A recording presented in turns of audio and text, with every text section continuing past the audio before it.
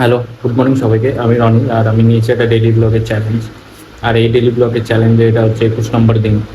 আজকে হচ্ছে এনএফটির expire, NFT 50।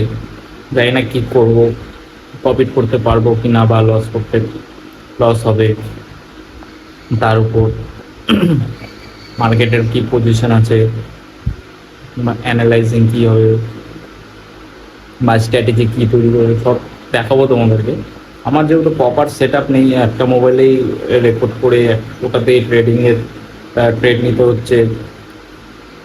পিসিতে হালকা হালকা দেখছি চার্টের চার্ট ভিউ, তো একটু অসুবিধা হয়ে থাকে। তো দেখি প্রপার সেট আপ যদি বানাই তাহলে ভালো করে হয়তো দেখাতে পারবো। চলো এই শুরু করি আজকের দিনটা। তো এখন বাজে হচ্ছে প্রায় 9টার মতন। তো আমি এখন চা খাচ্ছি, তো চা খেয়ে দেখবো সো আমরা মার্কেটে কি মার্কেটে পজিশন আছে না আছে। চার্ট অ্যানালাইজিং করছিলাম, আর সেই সময় একটা পজিশন দেখতে পারি, আর সেই পজিশনে আমরা একটা ট্রেড নিই কল সাইডে। আর কল সাইডে ওই সময় মুভটা বেশি দিয়েছিল, আর ওই সময় আমাদের টোটাল প্রফিটটা হয়েছিল 1,000 টাকার মতন। তো ওই সময় আমরা প্রফিট বুক করে তারপর আমরা আর একটা কল সাইডে ট্রেড নিই, আর সেখানেই আমাদের হয়ে যায় ভুল একটা। আর সেই ভুলটার জন্য আজকে আমার মোটামুটি 600 টাকার মতন লস হয়েছে। সো বেসিক্যালি আজকের যে ট্রেডের পজিশন ছিল, তো সকালবেলার একটা আপ ট্রেন্ডের পজিশনে আমরা ট্রেড নিয়েছিলাম। সো ওটার ঠিকঠাক কাজও করে যে প্রফিট বুক করে বেরিয়ে যায়, কেন কি আমার ওই ট্রেডটাতে লাস্ট আমি মানে আমার ওটা 1500 টাকা অবধিও গেছিলো, 1500, 1600, 2000 টাকাও গেছিলো। সো আমি ভেবেছিলাম যে না, আর একটু প্রফিট বুক করি, যেহেতু আমার কোনো টার্গেট ছিল না। টার্গেট ছিল আমার 2000 টাকার মতন টার্গেট ছিল, 2200 মতন। সো ওটা হিট হয়নি। তো আমি ভেবেছিলাম হয়তো উপরে যাবে, কিন্তু সেটা যায়নি। তো লাস্ট ওই টার্গেট আমি কমিয়ে দিই, কেন কি মার্কেট ওই সময় ব্রেকআউট দিয়ে মার্কেট নিচে পড়ে যায়। তো আমি যেটা টার্গেট ছিল ওটা কমিয়ে দিয়ে আমি হয় 1200 টাকা রেখেছিলাম। তো লাস্ট টাইম 1200 থেকেও আমি কমিয়ে ওটা আমি ওই 1050-এ আমি বুকিংটা করি প্রফিট। সেখানে ব্রোকারেজ কেটে আমার হয়তো ওই 990 টাকার মতন এসেছিল। সো একটা জিনিস এটাই বুঝলাম যে ওই ট্রেডটা নেওয়ার পরে একটা ট্রেডেই বুঝেছিলাম এটা, যে আহ, আমার আমাকে ভেবে নিতে হবে যে আমার আজকে ট্রেডিংয়ে মানে ট্রেডে একটা ট্রেডে হয় যদি আমার লস হয়, তাহলে এত মানে লসটা ভেবে নিতে হবে, বা যদি আমার প্রফিট হয় প্রফিটটাও ভেবে নিতে হবে। বেশি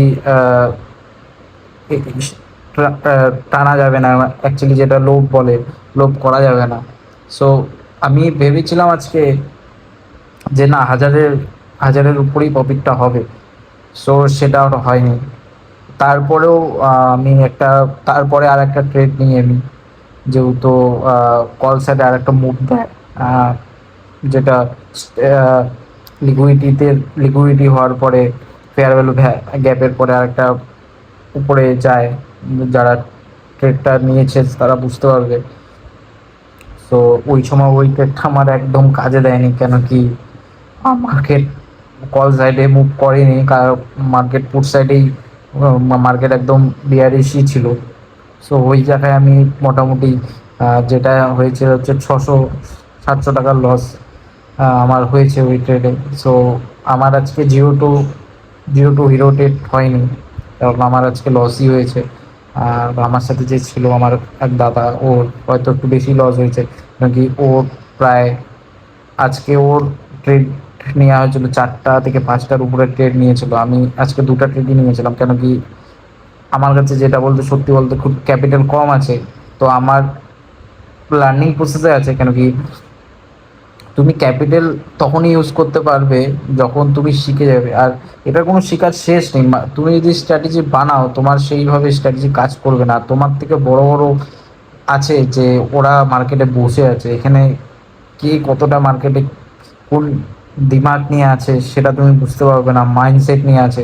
মেন হচ্ছে মাইন্ডসেটটাতে তুমি যদি ঠিকঠাক কাজ করতে পারো, বা লোকটাকে যদি করতে পারো, কমাতে পারো, তাহলেই তুমি মার্কেটে ক্যাপিটাল বানাতে পারবে।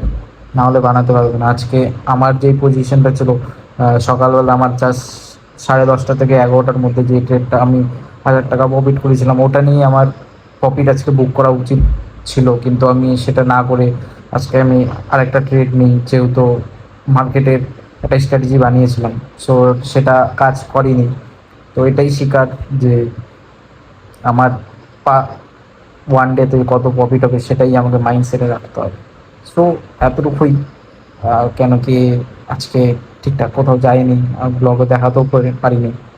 কাল দেখি কালকের অবস্থা, কালকে কী হবে, কালকে হয়তো ট্রেড করবো কি না সেটাও একটু ভাবনা চিন্তা। কেন কি আগে অনেকগুলো কাজ আছে বাড়িতে, আর দাদার বাড়িতেও কাজ আছে। সো চলো, আজকের দিন এতটুকুই। ভিডিওটা ভালো লাগলে অবশ্যই সাবস্ক্রাইব করে দিও চ্যানেলটাকে, একটু শেয়ার করো।